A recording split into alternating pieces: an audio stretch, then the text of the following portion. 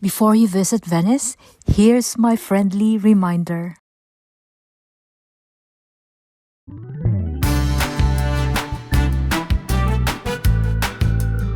Did you know that every single day tourists waste hundreds of euros here? Firstly, they pay over 100 euros for something they didn't need, or they eat meals that is not appropriate for their taste.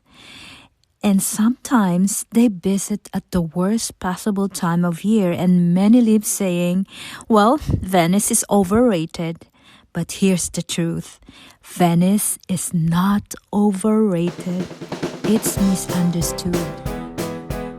If you're a first-time visitor to Venice, these 10 mistakes can completely change your experience for better or worse. And number 10, almost everyone books flights during this time and regrets it. So let's make sure that's not you.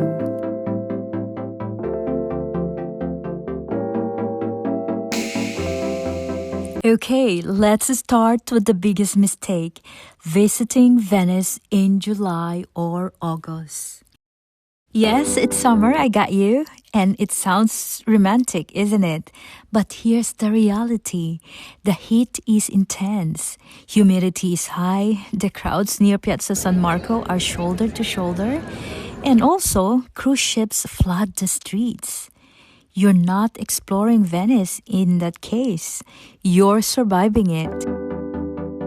Plus, hotels are more expensive, restaurants are packed, and photos are crowded. I understand your next question would be, when is the best time to visit Venice then? The answer is, it's late April, May, September, and October because the weather is cooler. Better atmosphere means more space to breathe. And it gets even worse if you're only here for one day. Number 2 on our list is visiting Venice as a day trip. This is one of the biggest Venice travel mistakes one can do. Visiting as a day trip from Florence, Milan, or Rome.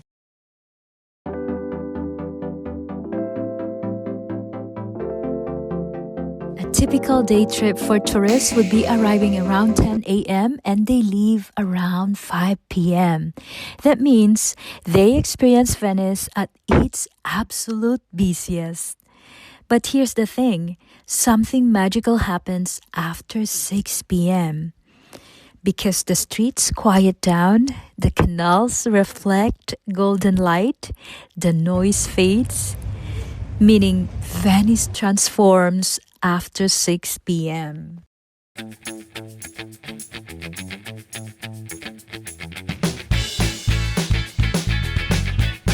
The American writer Henry James once said, Venice is the most beautiful city built by man. But you only truly understand that beauty when the crowds thin and the city breathes again. If you can stay at least one night, even one night changes everything. But even if you stay overnight, you can still ruin your trip with this next mistake.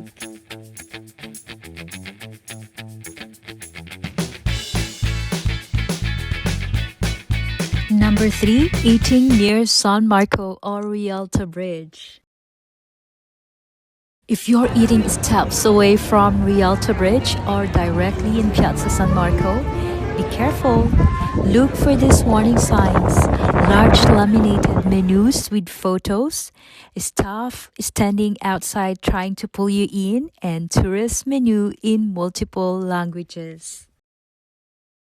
Okay, don't complain when you might pay 20 euros for basic pasta, 8 euros for bottled water, and extra service charges.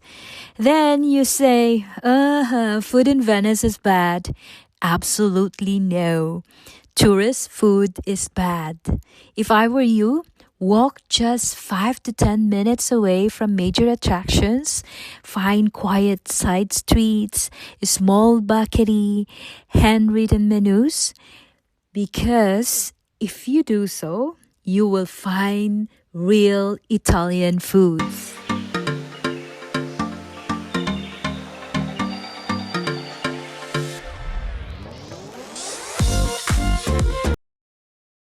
Now let's talk about the most iconic experience in Venice. Next on our list is paying 90 to 110 euros for an iconic gondola ride. Yes, a gondola ride costs around 90 to 110 euros for 30 minutes. But here's what many first-time visitors don't realize. That price is per gondola, not per person. It fits up to 5 people, and if you're just 2 people, you're paying the full amount. But if you want a cheaper alternative, take a traghetto. Just a few euros, meaning it's 2 euros to cross the Grand Canal like locals. Asking yourself this question might help you decide whether you like the gondola ride or the cheaper way, which is the traghetto, like the locals. Do you really want the photo or the feeling of riding an iconic gondola? Up to you.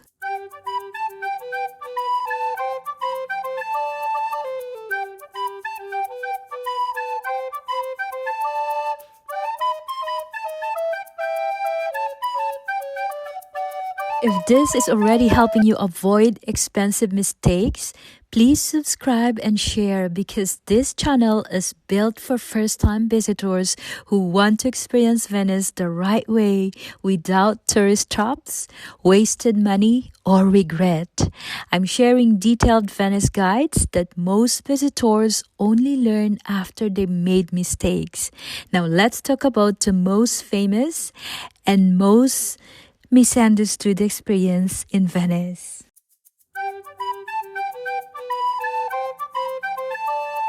Here's our number 5 mistakes to avoid: not understanding Vaporetto rules. The Vaporetto is Venice's public water bus system. But here's what surprises many tourists. You must validate your ticket before boarding because if you don't, you risk a heavy fine. And also, a 75-minute ticket is not a day pass. If you know that you're visiting the islands, consider a 24-hour or 48-hour pass. And please remember that Line 1 is slower but scenic along the Grand Canal. And Line 2 is faster and more direct. Knowing these tips will save you time, money, and stress.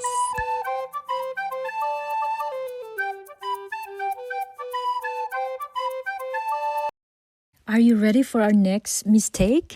Using Google Maps to navigate. Google Maps works in Venice, but it removes the magic. Venice isn't built like modern cities. It's a maze of narrow alleys, hidden bridges, and quiet canals. Sometimes the fastest route leads to dead ends or confusion. So instead, always look up. Follow the yellow signs that say St.Mark. Follow the ones that say Rialto, or better yet, allow yourself to wander. Venice rewards curiosity, not efficiency. The real beauty is found between destinations.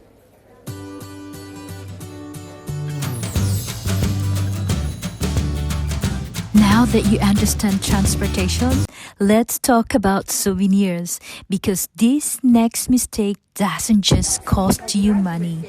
It tricks you into thinking you brought home something authentic when you didn't.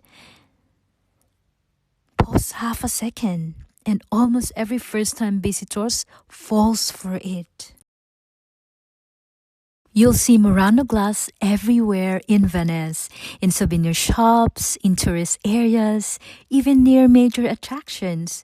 But here's what most visitors don't realize. Not all Murano glass is actually made in Murano. Either some of it is imported, mass-produced, and sold at premium prices. Real Murano glass is handcrafted on the island itself, often in family-run factories with centuries of tradition. So if you want authentic Murano glass, ask where it was made, look for certification, and be cautious of too cheap prices, because Venice isn't just selling souvenirs, it's selling heritage.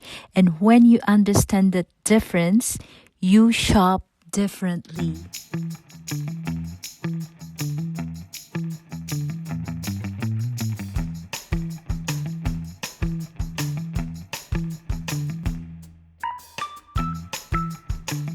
But souvenirs aren't the only one thing tourists rush through.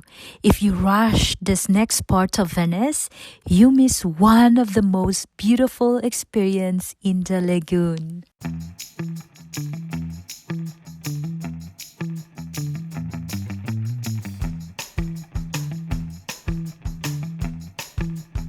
Many first-time visitors either skip the islands completely or try to do Murano, Burano, and Torcello in 3 hours. That's like trying to do Venice in 1 afternoon. Burano deserves a slow walk. Murano deserves a real workshop visit.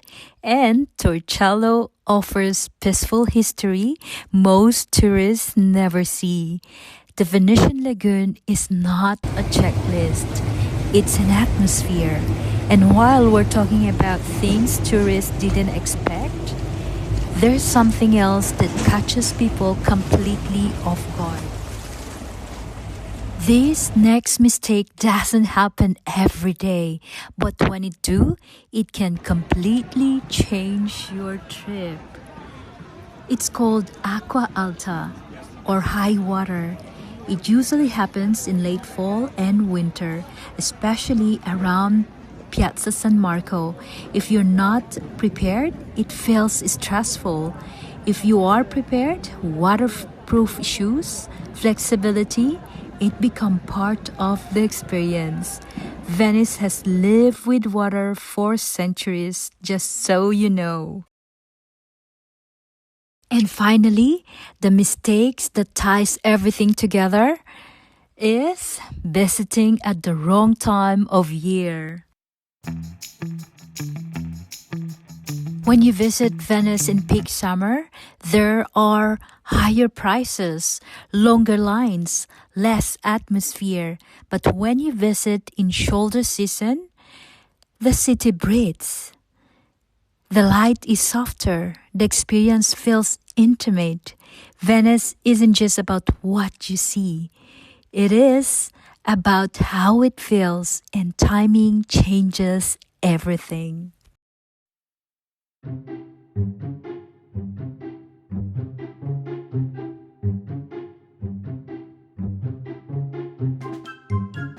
If you avoid just these last 3 mistakes, your Venice trip will feel completely different from the average tourist. You won't just visit Venice, you'll understand it.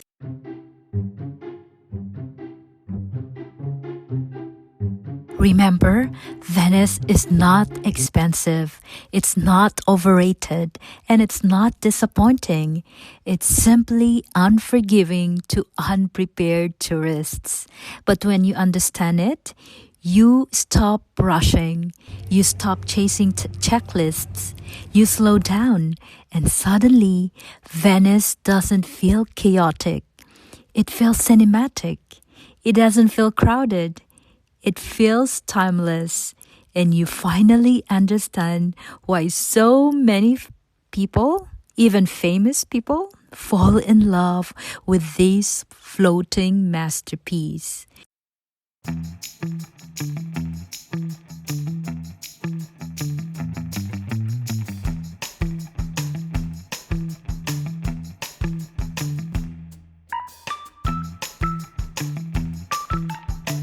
If you want smarter Venice travel tips for first-time visitors, please subscribe so your trip is unforgettable for the right reasons. Now that you know the biggest mistakes in Venice, there's one more thing that can completely change your trip: timing. Because Venice in May feels completely different from Venice in August. Crowds, prices, atmosphere, even the light. So if you're planning your trip, watch my guide on the best time to visit Venice next. It will help you choose the perfect month. So click the video on your screen because in Venice, timing changes everything.